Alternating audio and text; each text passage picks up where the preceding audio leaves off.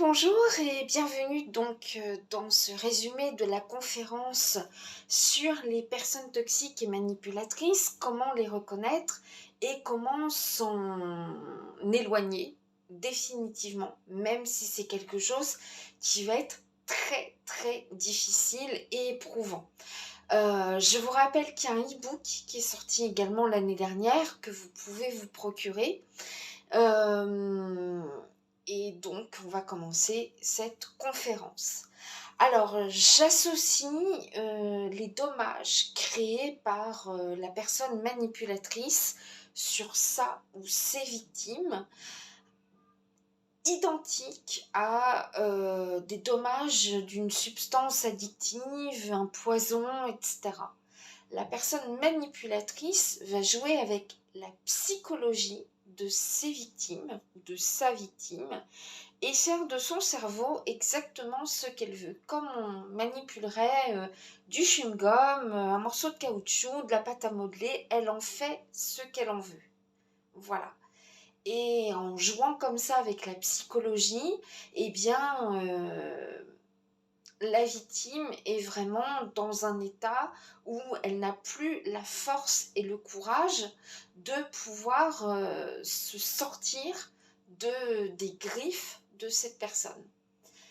La victime sait qu'elle est victime, elle le sait au fond d'elle, mais lorsqu'elle s'en rend compte, souvent c'est beaucoup trop tard. C'est comme quand vous en êtes à vous avez terminé votre paquet de cigarettes en 3 heures, vous savez que c'est pas bien. Vous savez que vous risquez, déjà au niveau de votre budget, de votre santé, à plus ou moins court terme, vous le savez. Pourtant, vous ne pouvez pas faire autrement que d'aller ouvrir un second paquet. Voilà. Parce que vous êtes complètement addict à la nicotine.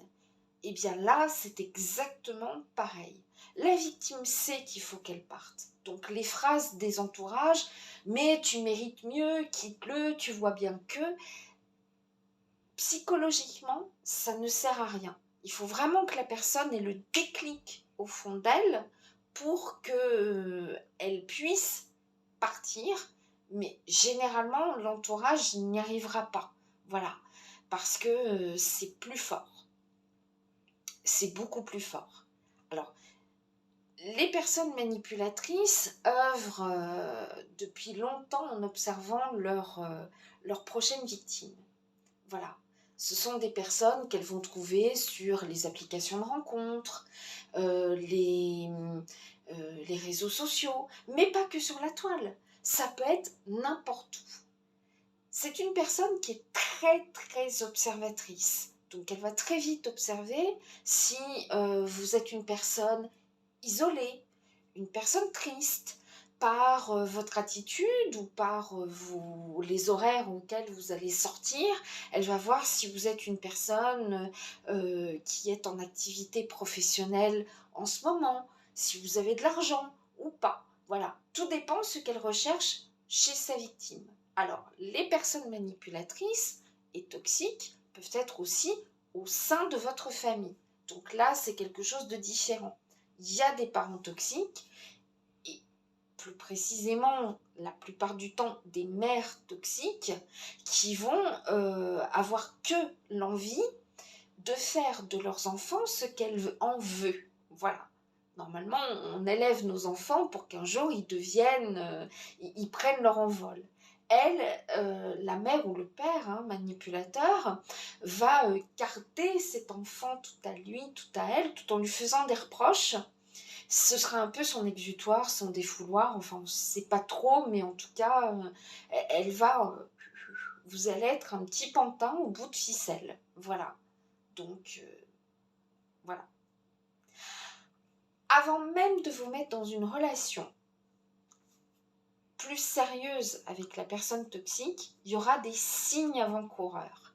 Et c'est avec ces signes qu'il faut vraiment voir avec une grande objectivité et pas continuer. Plus vite vous vous serez détaché de cette personne et plus vite vous allez vous en remettre. Si vous tombez dans le piège de la relation sexuelle, surtout si vous êtes quelqu'un d'un peu romantique, un peu fleur bleue, etc., ce sera foutu. Voilà. ce sera foutu parce qu'il y aura des souvenirs, il y aura... ce sera fini. Voilà. Alors, le premier signe avant-coureur, bien évidemment, c'est que le manipulateur essaye de faire le ménage autour de sa victime. Ça, c'est l'une des choses les plus courantes. Voilà. Alors, si c'est un manipulateur ou une manipulatrice, on va parler au masculin parce que en français, dans la langue française, c'est le masculin qui l'emporte. Il y a beaucoup de femmes manipulatrices, bien sûr. Alors, si on est dans une relation affective, il va, de toute façon, tous les manipulateurs se victimisent. Donc il va peut-être vous dire qu'il se sent mal intégré dans votre famille. Il va vous donner des exemples. T'as vu l'autre jour, ta mère, elle a servi le petit copain de ta sœur. Moi, elle m'a même pas proposé. Alors que finalement, elle aura peut-être fait un geste et l'autre aura fait un geste discrètement avec sa main comme quoi il a plus faim. Mais ça se sera pas entendu, vous voyez? T'as vu, ton père, il a resservi du vin à Eric, moi, alors là, voilà, des choses comme ça. Donc après, il va vous dire, pour moi, c'est terminé. Les repas avec ta famille, je n'en veux plus. Mais allons, je vais leur parler et tout. Non, j'ai pris ma décision, c'est clair, net et précis. Je n'irai plus. Puis maintenant, c'est eux ou c'est moi. Normalement, une personne qui n'est pas sous emprise, elle choisira bien évidemment sa famille. Mais comme le manipulateur sait que vous n'êtes pas très très bien avec vos parents, bah vous allez choisir votre amour plutôt que vos parents. Alors, une chose qui est assez fréquente, par exemple, c'est le manipulateur qui va essayer de chasser la meilleure amie de sa proie. Donc, il va lui dire, tu sais, ta copine, je n'osais pas te le dire, mais bon, c'était tellement grotesque que je vais te le raconter, elle m'a fait un rentre-dedans, mais une drague comme jamais aucune fille ne m'a draguée. Elle a même essayé de m'embrasser. Alors, tu verras, parce que moi, ce genre de meuf, je les connais par cœur. D'ici à quelques jours, elle va te dire qu'il faut me quitter, qu'il faut que je suis pas ceci, que je suis pas bien, que ceci, cela. Tu verras. Tu verras ce que je te dis. Je te parie un repas. Voilà. Mais non, enfin, ma meilleure amie, je la connais, jamais elle ferait ça. Tu vas voir. Tu vas voir. Et la meilleure amie va essayer de vous ouvrir les yeux, de vous dire que c'est quelqu'un qui n'est pas fiable. Et vous, vous allez repenser à ce qu'il vous a dit. Donc, vous allez rompre l'amitié parce que vous allez lui dire « Ah, c'est ça, hein. En fait, tu veux que je rompe avec lui pour avoir le champ libre, hein. Tu le veux, mon copain, hein? Bah non, c'est pas... Voilà, c'est pas avec lui que je vais rompre, c'est avec toi. T'es une... bip, bip, bip, bip, bip, bip, bip. Et vous allez mettre en l'air des décennies d'amitié, peut-être. Voilà. Et là, une fois que vous n'avez plus de famille autour de vous, plus votre meilleur ami, etc., la personne a vraiment le champ libre. Alors, c'est pareil, hein. Pour les parents toxiques, ils voudront rarement que vous alliez dormir chez des potes. Ils voudront rarement que vous alliez dans les goûters d'anniversaire. Ce jour-là, ils vont avoir plein d'activités à vous faire faire.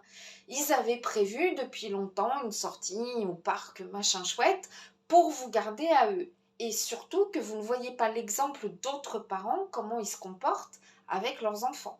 Pour pas que vous vous disiez « Ah ouais, mais c'est pas normal quand ma mère, elle fait ça. » Voilà.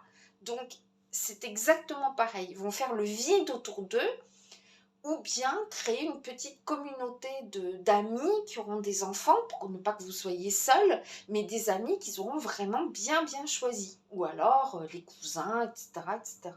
Voilà. Un signe qui ne trompe pas quand on est face à une personne toxique, c'est que vous allez voir qu'il y a un malaise en fait. Voilà. Tout est beau pour être vrai. Il aura travaillé sur vous déjà, donc il saura vos habitudes, ce que vous aimez, ce que vous détestez. Pour créer un climat de confiance, il aura tout pareil que vous. Alors attention, ça peut arriver qu'on rencontre vraiment l'âme sœur, l'âme jumelle, vous pensez à un truc, hop, il vous le sort. Ça, c'est pas du tout de la manipulation, c'est comme ça. Voilà, vous êtes en train de penser, tiens, ça fait longtemps que j'ai pas acheté des tomates. Lui va vous dire, tu sais que j'ai acheté des tomates hier? Bon, voilà, c'est comme ça, c'est comme ça, voilà. Mais là, vous allez avoir un décalage entre ce côté tout beau, tout lisse, tout propre et tout, et ce que vous ressentez au fond de vous.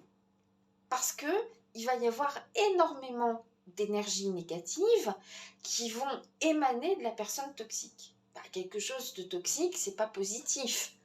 Donc, vous n'allez pas comprendre pourquoi, en sa compagnie, vous vous sentez pas bien, vous vous sentez pas à l'aise, vous n'êtes pas comme d'habitude. Vous êtes transi d'amour et vous allez vous dire que c'est peut-être ça. En fait, vous n'êtes pas du tout amoureux, vous êtes sous l'emprise. Voilà. Donc, vous pensez être amoureux, mais vous êtes tout simplement sous l'emprise de cette personne. Donc, au final, c'est indéfinissable. Vous vous sentez à la fois bien, mais très nerveux, très anxieux, voire agressif. Et votre entourage va vous le dire. C'est fou ce que tu es agressif depuis que tu as rencontré machin, machine, ou à chaque fois que tu fréquentes cette personne, tu es agressif, tu as mal partout, t'as vu, tu te replains de tes maux de tête, voilà, le corps va parler. Et vous, vous allez dire, mais non, tu dis n'importe quoi, tu es jaloux de ma relation parce que, etc. Vous allez vous en défendre parce que vous défendez votre bourreau, en fait. Voilà. Donc, si la personne essaye par tous les moyens de vous isoler, que c'est trop beau pour être vrai, vous avez plein de points communs, etc., eh bien, et si votre corps vous parle, que vous ne vous sentez pas bien depuis que vous la connaissez, etc., vous pouvez être sûr et certain que vous êtes face à une personne manipulatrice. Voilà. Alors, ouvrez les yeux parce que les personnes qui vous connaissent depuis longtemps, vos collègues, vos amis, tout le monde, va vous dire il y a quelque chose qui cloche. Voilà. Quand on est heureux en amour, on a le sourire, on a la pêche, on est bien. Voilà, on est waouh. Et quand le corps fait mal, c'est qu'il y a quelque chose qui ne va pas. Il essaie de vous envoyer des signaux. Et c'est pour ça que je vous ai dit, ça fait beaucoup de dommages sur le côté psychique, mais aussi physique. Parce que cette personne va vous ronger petit à petit et vous risquez de tomber gravement malade.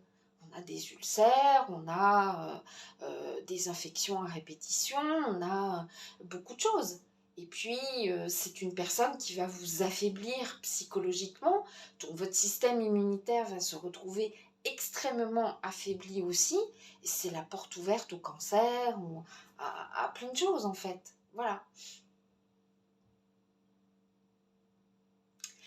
Alors le manipulateur a eu le temps de vous observer, comme je l'ai dit tout à l'heure, et de voir qui vous êtes, s'il a ou pas le champ libre. Si vous êtes une personne qui est beaucoup entourée, qui sortait beaucoup, qui est passionnée, quand on est passionné par une personne, voilà, on lui pose plein de questions, bah et toi, ta ta ta ta ta ta. Ça, le manipulateur, il n'aime pas. Pourquoi? Parce que c'est un très grand comédien. Et comme vous le savez, tous les grands comédiens peuvent endosser n'importe quel rôle. Il peut jouer le curé du village, puis le truand, puis le père de famille, puis il peut jouer le flic hors pair. Il sait endosser tous les rôles. Mais comme tout comédien, parfois, quand tout va trop vite, etc., on a tellement récité notre texte que bing, on a un trou. Et il aime pas le dynamisme, alors et toi, et alors, hein, voilà, il n'aime pas ça. Pourquoi? Parce qu'il risque de s'en mêler les pinceaux dans ses propres mensonges. Et là, il va être démasqué. Donc les personnes qui sortent beaucoup, qui voient du monde, qui sont très qui veulent connaître aussi, voilà, et toi, et patati patata, et vous l'observez droit dans les yeux, et bien ça, ils n'aiment pas. Donc ce sont des personnes qui vont dire, ok, non, celle-là, je pourrais pas la manipuler, next. Et ce sont des mecs qui vont, ou des filles, qui vont sortir de votre vie très très rapidement. Généralement, le masque tombe au bout de un an. Un an. quand il aura bien travaillé sa victime, quand il y aura des souvenirs, quand il y aura de l'attachement, etc., il va œuvrer. Il va œuvrer et généralement, il va vouloir obtenir de vous ce qu'il souhaiterait. Donc, ça peut être de l'argent, ça peut être planquer un pote qui est en cavale, ça peut être cacher de la drogue, ça va être fait subtilement. Il ne va pas dire bon, bah écoute, j'ai une tonne de cocaïne à cacher. Non, ça va pas être ça. Ça va être vraiment. Il va y aller tout doucement en inventant une histoire qui est parfois tellement grotesque que vous allez vous dire non, mais c'est trop gros pour que ce soit un mensonge. Voilà. C'est ça en fait. Ça peut être de l'argent, ça peut être des faveurs sexuelles. Il sait au fond de lui pourquoi il vous manipule. Donc voilà. Alors vous, au début, vous allez être un peu « Non mais je peux pas, c'est quand même une grosse somme d'argent, ton pote, je le connais pas, etc. » Et là, il vous jouera les violons, il va reprendre votre cerveau, hop, hop, il va vous le laver au robinet, et hop, et là, vous allez dire « Bah écoute, d'accord, voilà. » Vous allez poser des conditions qui vont vous dire « Je suis d'accord. » Et il faut savoir que le grand manipulateur aime laisser des options à sa victime. Voilà. Après, c'est qu'une proposition, hein. Tu fais bien ce que tu veux, mais voilà. Il essaye par tous les moyens de vous mettre à l'aise, qui ne vous met pas du tout le couteau sous la gorge, mais il y a un mais, il va toujours argumenter dans son sens à lui. Et il va vous noyer de paroles jusqu'à ce que vous acceptiez. Voilà. Le pire, c'est celui qui vous fait du chantage. Bon, bah écoute, tu acceptes ou moi je te quitte. Voilà. Alors ça, si vous êtes sous l'emprise, bien sûr que le mot quitter va vous mettre dans tous vos états, comme un manque de nicotine, d'alcool, de ce que vous voulez. Voilà. Là, vous allez... mais non, chérie, ne me quitte pas, je t'en supplie. Et là, vous seriez prête à vendre tout ce que vous avez pour le maintenir, pour le garder. Voilà. Et lui, il s'en frotte les mains parce que ce genre de personne n'a aucun sentiment. Il n'a pas de sentiment pour vous. Donc, vous êtes sa petite victime. Il n'attend qu'un seul faux pas de vous. C'est comme une araignée qui a un moucheron dans sa toile. Le moucheron, au début, il va s'agiter dans tous les sens. L'araignée va venir petit à petit, un peu l'hypnotiser. Voilà. Et le moucheron va s'affaiblir à force d'aller dans tous les sens. Voilà. Il est pris au piège. Donc, une fois que vous serez affaibli, votre bourreau va s'approcher petit à petit de vous et un jour ou l'autre, il vous croque. Et il vous croque, et ben là, il a obtenu ce qu'il voulait de vous et il va continuer parce qu'il sait où appuyer dans votre point faible. C'est pour ça que je vous ai dit tout à l'heure, les sites de rencontres, c'est du pain béni pour eux parce que on y rencontre qui ? Des personnes célibataires qui ont peut-être un complexe ou n'importe et qui ne savent pas draguer sur le terrain, comme on dit. Voilà. Ou bien des personnes qui cherchent à commettre l'adultère. Voilà. Donc, après, c'est du chantage. Je vais tout balancer à ton mari, je vais tout balancer à ta femme, voilà, je vais